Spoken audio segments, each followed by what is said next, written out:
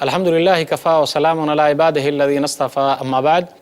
محترم ناظرین، پروگرام فضائل رمضان کی اس نشست میں آپ حضرات کا استقبال ہے۔ السلام علیکم ورحمۃ اللہ وبرکاتہ۔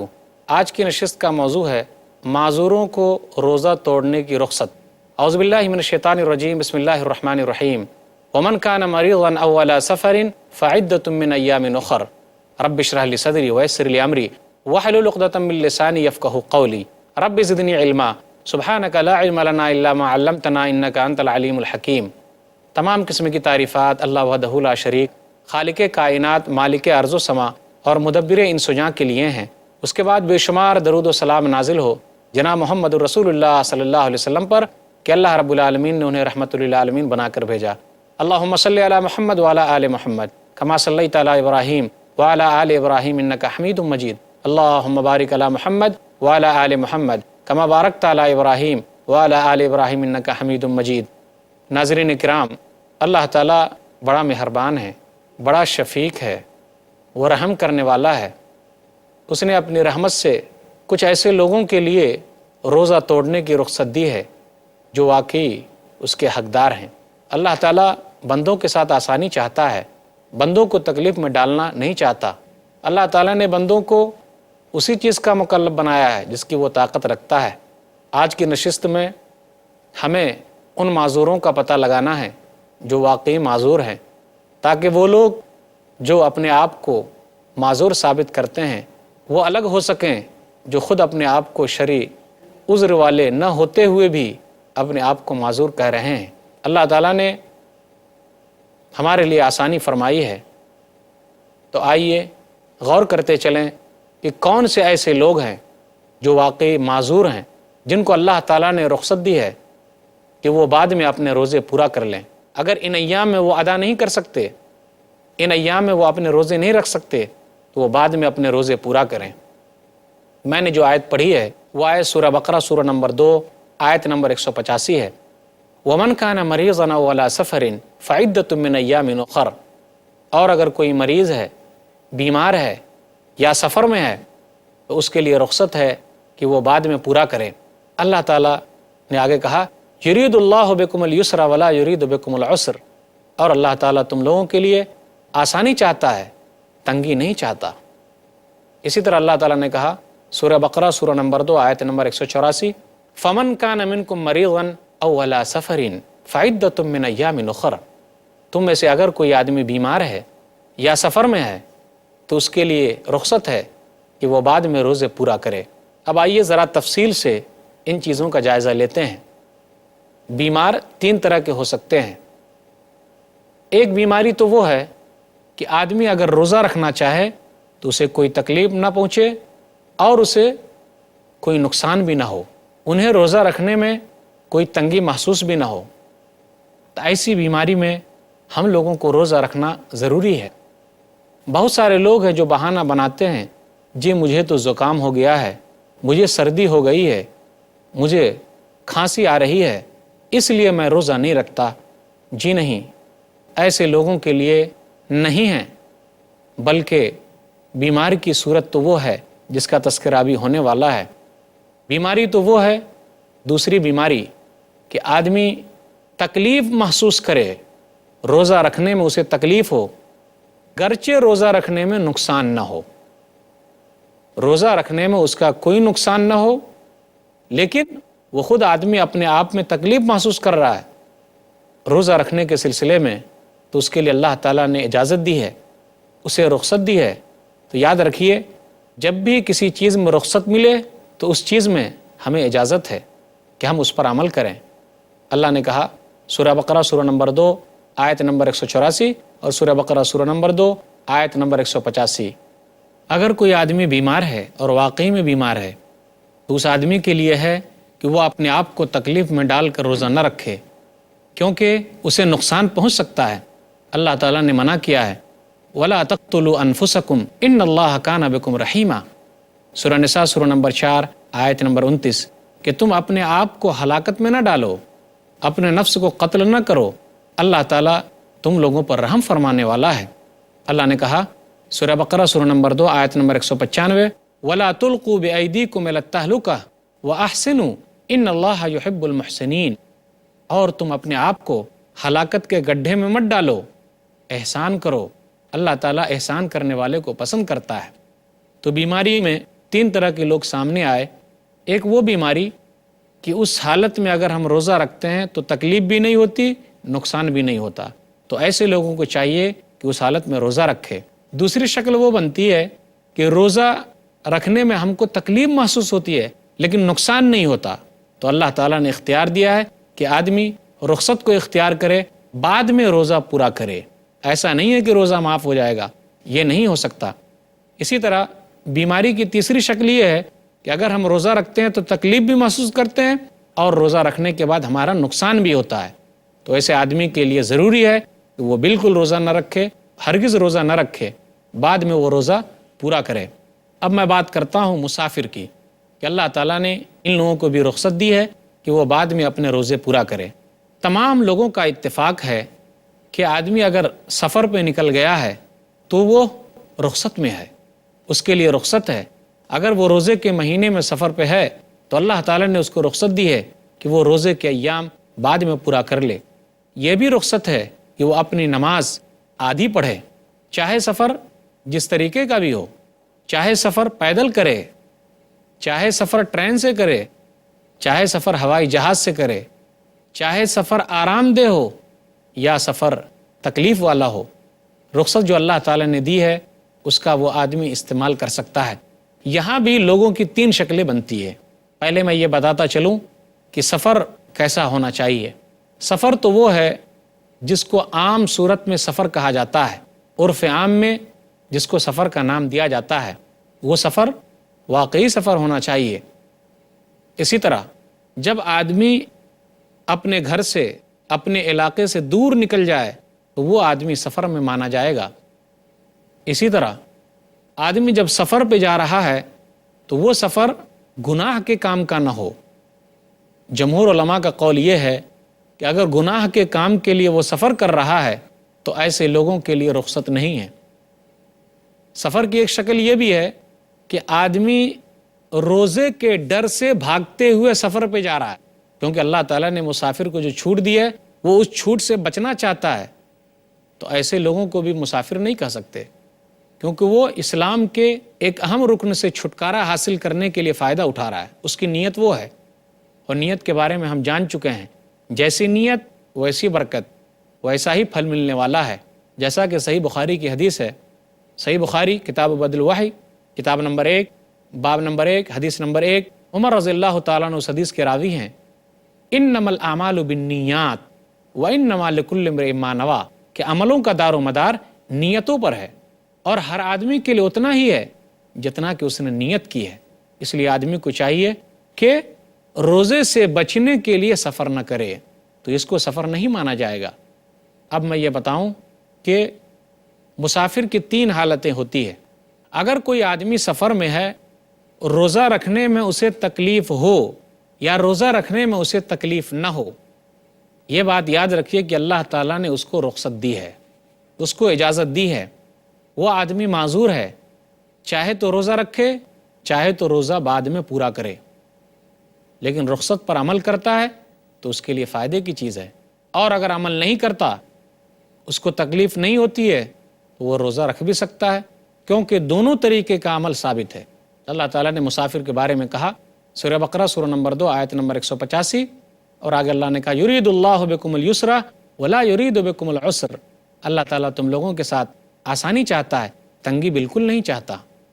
نبی صلی اللہ علیہ وسلم سے یہ بھی ثابت ہے، ابو درداء رضی اللہ تعالیٰ عنہ بیان کرتے ہیں، صحیح بخاری کتاب الصوم کتاب نمبر 30 حدیث نمبر 1945، خرجنا مع رسول اللہ صلی اللہ علیہ وسلم فی بعض اسفارہ یوم الحر، کہ ہم لوگ رسول اللہ صلی اللہ علیہ وسلم کے ساتھ بعض سفر میں نکلے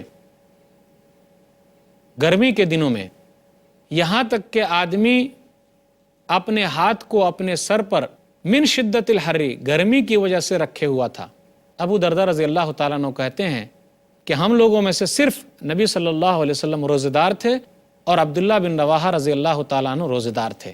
تو اس حدیث سے یہ پتہ چلا کہ سفر کی حالت میں اگر تنگی محسوس نہ ہو تو آدمی روزہ بھی رکھ سکتا ہے، جیسا کہ رسول اللہ صلی اللہ علیہ وسلم نے روزہ رکھا اور عبداللہ بن رواحہ رضی اللہ تعالیٰ عنہ نے روزہ رکھا۔ مسافر کی دوسری حالت ہے، اگر کوئی آدمی سفر میں روزہ رکھتا ہے تو اس کے لیے تکلیف ہے، لیکن روزہ چھوڑ دیتا ہے تو اس کے لیے آسانی ہے۔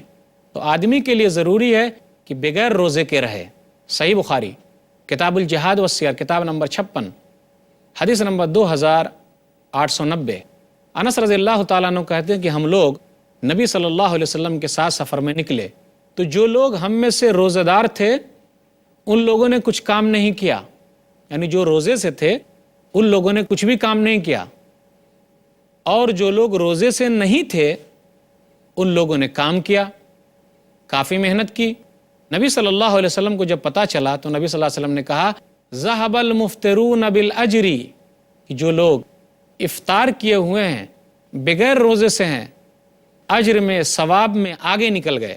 تو سفر میں اللہ تعالیٰ نے ہم کو جو رخصت دی تھی، اگر ہمارے لیے ہے کہ روزہ نہ رکھیں تو فائدہ زیادہ ہے، تو ہمیں چاہیے کہ روزہ نہ رکھیں، بعد میں روزہ پورا کر لیں، کیونکہ اللہ تعالیٰ نے ایسے لوگوں کو رخصت دی ہے اور یہ لوگ معذور مانے جاتے ہیں۔ تبھی تو نبی صلی اللہ علیہ وسلم نے تعریف کی ان لوگوں کی کہ ذہب المفطرون الیوم بالاجر، آج جن لوگوں نے روزہ نہیں رکھا وہ لوگ بدلے کے اعتبار سے آگے نکل گئے، اور جو لوگ روزہ رکھے ہوئے ہیں سفر میں ہیں لیکن کچھ کام نہیں کر رہے ہیں، فائدہ کیا ہوا؟ یہاں فائدہ ان لوگوں کا ہے جو روزہ نہ رکھ کر کام کر رہے ہیں اور سفر میں ہیں، اللہ کی رخصت کا فائدہ اٹھا رہے ہیں۔ سفر کی ایک تیسری صورت ہے، انتہائی تکلیف دہ سفر ہو، انتہائی مشقت بھرا سفر ہو، کافی تکلیف آدمی محسوس کرے لیکن پھر بھی وہ زبردستی روزہ رکھے ہوا ہے، تو ایسا روزہ رکھنا صحیح نہیں ہے۔ نبی صلی اللہ علیہ وسلم نے منع کیا ہے۔ صحیح بخاری کتاب الصوم کتاب نمبر 30 حدیث نمبر 1946، جابر بن عبداللہ رضی اللہ تعالیٰ عنہ کہتے ہیں کہ ایک آدمی کو سب لوگ سائے کے نیچے گھیرے ہوئے تھے، تو نبی نے پوچھ لیا یہ کون ہے بھائی؟ لوگوں نے کہا فلاں آدمی روزے دار ہیں جو بے ہوش ہو گئے ہیں، اب لوگ ان کو پنکھا جل رہے ہیں، یعنی ان کو سایہ دیے ہوئے ہیں۔ تو نبی صلی اللہ علیہ وسلم نے ایسے روزے دار کی تعریف نہیں کی۔ نبی نے کہا لیس من البر الصیام فی السفر، سفر کی حالت میں روزہ رکھنا نیکی نہیں ہے۔ ارے اس حالت میں کہ لوگ گھیرے ہوئے ہیں، پریشان حال ہے، گرمی سے اس کا حال برا ہو رہا ہے، وہ خود تکلیف محسوس کر رہا ہے، دوسرے تمام لوگوں کو اپنے میں مشغول رکھے ہوا ہے، تو ایسا سفر میں روزہ رکھنا صحیح نہیں ہے۔ لیس من البر الصیام فی السفر، سفر میں ایسے لوگوں کے لیے روزہ رکھنا نیکی نہیں ہے۔ اسی طرح ایک مسئلہ اور بھی نکلتا ہے کہ آدمی اگر سفر سے واپس آئے اور روزہ نہیں ہے لیکن دن کا کچھ وقت باقی ہے، تو تقویٰ کی چیز تو یہ ہے کہ آدمی اس حالت میں ویسے ہی رہ جائے تاکہ دنوں کا احترام ہو جائے اور دوسرے لوگ جو روزہ دار ہیں اس کا بھی احترام ہو جائے۔ پھر اسی طرح اگر کوئی پاگل آدمی صحیح ہو جائے، عورت حیض سے پاک ہو جائے، بچہ جوان ہو جائے، تو جتنا وقت باقی ہے دن کا، اس باقی دنوں میں پورے دن میں جو حصہ باقی ہے، جتنا گھنٹہ باقی ہے، باقی دنوں میں وہ لوگ بغیر کھائے پیے رہے، یہ زیادہ اچھی چیز ہے۔ لیکن اگر کوئی کھا پی لے تو اس میں کوئی حرج کی بات نہیں ہے۔ معذور کون لوگ ہیں؟ معذور ایک بیمار تھے، معذور ایک مسافر ہیں، معذور ایک بیمار ہیں، وہ لوگ بھی معذور ہیں۔ خاص طور پہ تذکرہ ہو رہا ہے کن کا؟ ان عورتوں کا جن کو حیض آتا ہے، وہ بھی معذور ہے۔ وہ عورتیں جو رمضان کے مہینے میں نفاس سے ہو جاتی ہیں وہ بھی معذور ہیں۔ رمضان کے مہینوں میں حائضہ عورت کے لیے ہے کہ وہ اپنے روزے بعد میں پورا کرے، روزے نہ رکھے۔ بہت ساری عورتیں ایسی ہیں جو مسئلے مسائل نہ جاننے کی وجہ سے اس حالت میں بھی روزہ رکھے ہوئے رہتی ہے، ان کا روزہ نہیں ہوگا کیونکہ وہ معذور کہلا رہی ہیں۔ وہ چیز اللہ تعالیٰ نے عورتوں کے لیے رکھی ہے، وہ اللہ کی حکمت ہے اور اللہ ہی بہتر جانتا ہے۔ ابو الزناد کا قول ہے، صحیح بخاری کتاب الصوم کتاب نمبر 30 باب نمبر 41 باب الحائض باب نمبر 41 کے اندر ابو الزناد کہتے ہیں ان السنن ووجوہ الحق لتاتی کثیرا علی خلاف الرائے فما یجد المسلمون بدا من اتباعها من ذلك ان الحائض تقضی الصیام ولا تقضی الصلاۃ۔ حیض کی حالت میں جتنے دنوں تک عورت کا روزہ چھوٹ گیا ہے وہ اتنے روزے بعد میں پورا کرے گی، لیکن جتنی نمازیں ان کی چھٹی ہے وہ نمازیں نہیں پڑھے گی۔ ابو زناد کہتے ہیں سنت میں بہت ساری چیز ایسی ملتی ہے، تو آدمی کے لیے ہے کہ وہ سنت کی اتباع کرتے ہوئے ان باتوں کو مان لے۔ اسی میں سے ہے کہ حائضہ عورت نماز نہیں پڑھے گی لیکن روزے پورا کرے گی، تو وہ معذور کہلائی۔ رمضان کے دنوں میں اللہ تعالیٰ نے ان کو رخصت دی ہے تو انہیں گھبرانا نہیں چاہیے، اللہ سے شکوے شکایت نہیں کرنی چاہیے۔ اللہ تعالیٰ نے آدم علیہ السلام کی لڑکیوں پر، ان کی عورتوں پر اس طریقے کی جو چیز رکھی ہے وہ اللہ کی حکمت ہے اور اللہ ہی بہتر جانتا ہے۔ سلف صالحین، امہات المومنین اور سلف صالحین کی عورتیں اس پر صبر کرتی تھی، ان لوگوں نے کوئی دوائیوں کا استعمال نہیں کیا۔ یہ الگ بات ہے کہ بعض علماء نے حیض کو روکنے والی دوا کے استعمال کی اجازت دی ہے، لیکن اس سے اس کا نقصان ہو تو ایسی دواؤں کا استعمال نہیں کرنا چاہیے۔ کس صورت میں اجازت دی ہے؟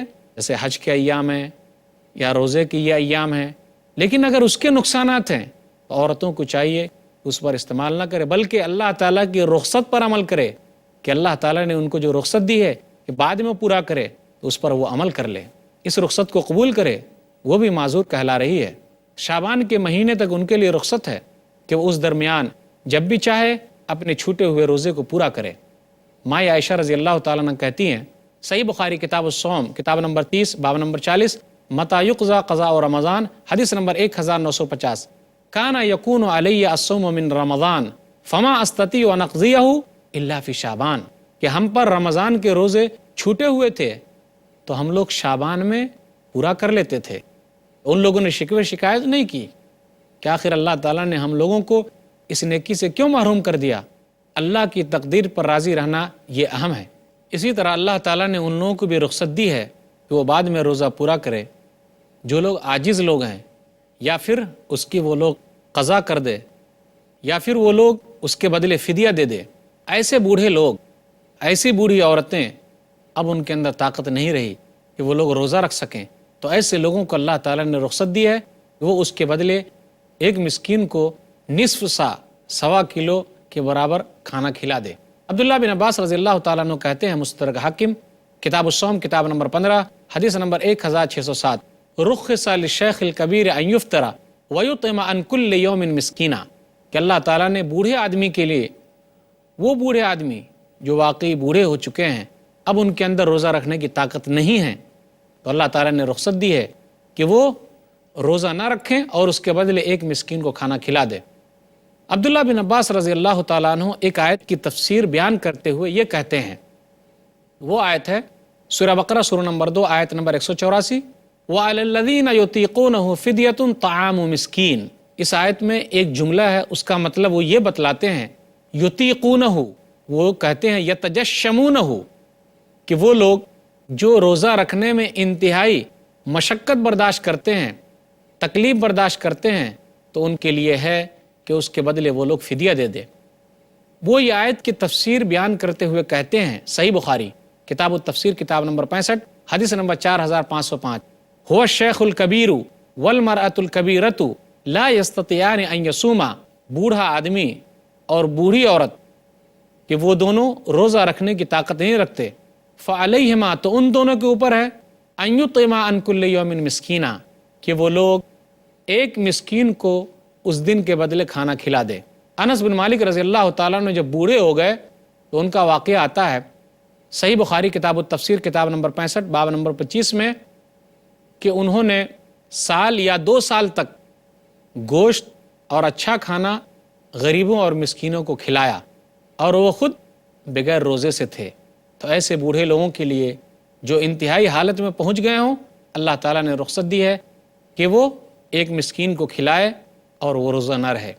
اسی طرح وہ بیمار آدمی کے لیے بھی رخصت ہے، جو آدمی اس بیماری میں پہنچ گیا ہے جس بیماری میں اب بچنے کی کوئی امید نہیں ہے، جیسے کینسر کا مریض ہے، کوئی اور مریض ہے، تو اللہ تعالیٰ نے ایسے لوگوں کے لیے بھی رخصت دی ہے کہ وہ آدمی مسکین کو کھانا کھلائے اور وہ روزہ نہ رکھے۔ کھانا کھلانے کا مطلب کیا؟ اس کے سحری کا انتظام کیا جائے اور اس کے افطاری کا انتظام کیا جائے، ہر دن سحری کا انتظام کر دیا جائے، ہر دن افطاری کا انتظام کیا جائے، اور وہ خود آدمی روزہ نہ رہے۔ ان کے لیے بھی رخصت ہے جو آدمی پاگل ہیں، جب تک اس کے اندر ہوش نہ آ جائے، عقل نہ آ جائے، اس وقت تک اس پر روزے کا حکم لاگو نہیں ہوگا۔ اگر کوئی آدمی بے ہوش ہے، علماء نے کہا کہ اگر وہ 3 دن تک بے ہوش ہے، اس کو دوا پلا کر بے ہوش کیا گیا ہے، تو وہ آدمی سونے والا مانا جائے گا، لیکن اگر 3 دن کے بعد بھی وہ بے ہوش رہتا ہے تو اس آدمی کے حکم میں چلا جائے گا جس کے اندر عقل نہیں ہے، تو اب وہ روزے کی قضا نہیں کر سکتا۔ لیکن 3 دن تک وہ بے ہوش رہا، اس کے بعد ہوش میں آ گیا تو ابھی اس کے لیے رخصت ہے، بعد میں اس کو وہ قضا کر لے۔ اسی طرح اللہ تعالیٰ نے اس عورت کو بھی رخصت دی ہے، وہ معذور کہلاتی ہیں جس کے پیٹ میں بچہ ہے اور وہ تکلیف محسوس کرتی ہیں، روزہ رکھنے کی طاقت نہیں رکھتی، تو بعد میں پورا کرے۔ اسی طرح وہ عورت جو اپنے بچے کو دودھ پلا رہی ہے اور دودھ پلانے میں وہ تکلیف محسوس کرتی ہے، تو ایسی عورتوں کے لیے بھی ہے کہ وہ بعد میں روزہ رکھے، ابھی روزہ نہ رکھے۔ نبی صلی اللہ علیہ وسلم کی ایک حدیث ہے، سنن نسائی کتاب الصیام کتاب نمبر 22 حدیث نمبر 2317۔ انس بن مالک رضی اللہ تعالیٰ عنہ کہتے ہیں کہ نبی صلی اللہ علیہ وسلم نے کہا کہ اللہ تعالیٰ نے مسافر سے روزے کو اور آدھی نماز کو کم کر دیا ہے، یعنی سفر کی حالت میں آدمی آدھی نماز ہی پڑھے گا۔ وَعَنِ الْحُبْلَى وَالْمُرْضِ، اور اللہ تعالیٰ نے حاملہ عورت اور دودھ پلانے والی عورت کے لیے بھی رخصت دی ہے کہ یہ بعد میں روزہ پورا کرے۔ اسی طرح وہ آدمی بھی معذور کہلائے گا جو کسی مجبوری، انتہائی مجبوری کے تحت اپنا روزہ توڑ دیتا ہے۔ مثال کے طور پر کسی کی جان بچانی ہے، تو جان بچانے کے لیے اگر اسے روزہ توڑنا پڑے، وہاں تک نوبت پہنچ جاتی ہے، تو اس آدمی کو چاہیے کہ روزہ توڑ کر اس آدمی کو اپنا خون دے تاکہ اس کی جان بچ سکے۔ اسی طرح جو لوگ آگ بجھانے والے جگہوں پر کام کرتے ہیں، ان لوگوں کے لیے نہیں ہے کہ روزہ وہ توڑ دیں، لیکن انتہائی تکلیف محسوس کرتے ہیں، آگ بجھانے میں وہ لگے ہوئے ہیں اور وہ انتہائی تکلیف محسوس کرتے ہیں، تو اس کے لیے ضروری ہے کہ روزہ توڑ لے، بعد میں روزہ پورا کر لے۔ تو میں نے چند معذوروں کا تذکرہ کیا اس نشست میں۔ پہلے یہ کہا کہ اللہ نے بیمار کو رخصت دی ہے، مسافر کو رخصت دی ہے، عاجز کو رخصت دی ہے، اللہ تعالیٰ نے حائضہ عورت کو، نفاس والی عورت کو رخصت دی ہے، اللہ تعالیٰ نے اس عورت کو بھی رخصت دی ہے جو حاملہ ہے، جس کے پیٹ میں بچہ ہے، اس عورت کو بھی اللہ نے رخصت دی ہے جو اپنے بچے کو دودھ پلا رہی ہے۔ اسی طرح اس آدمی کو بھی رخصت ہے جو انتہائی تکلیف کی حالت میں کسی کی جان بچانے کے لیے اپنا روزہ توڑتا ہے لیکن بعد میں پورا کرے۔ یہ چند باتیں تھیں جو میں نے آپ کے سامنے رکھی تاکہ معذور لوگ اس سے فائدہ اٹھائیں اور جو اپنی طرف سے معذور بنے ہیں وہ بچ کے رہیں۔ اللہ تعالیٰ سے دعا ہے کہ اللہ تعالیٰ ہم لوگوں کو کتاب و سنت پر چلنے کی توفیق دے، آمین۔ وآخر دعوانا الحمدللہ رب العالمین، وصلی اللہ علی نبینا محمد وآلہ وصحبہ اجمعین، والسلام علیکم ورحمۃ اللہ وبرکاتہ۔